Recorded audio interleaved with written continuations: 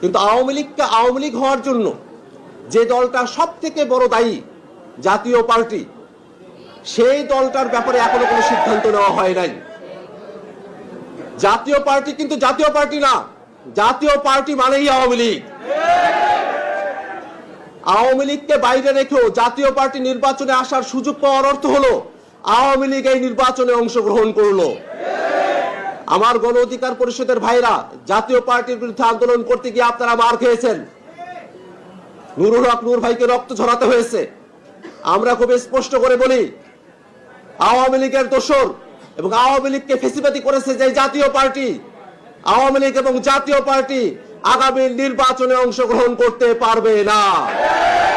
এই আওয়ামী লীগকে নির্বাচনে নিয়ে আসার জন্য জাতীয় পার্টির যেসব নেতারা বক্তব্য দিচ্ছেন, তারা দেশ বিরোধী বক্তব্য দিচ্ছেন, তাদেরকে গ্রেফতার করে আইনের আওতায় নিয়ে আসতে হবে।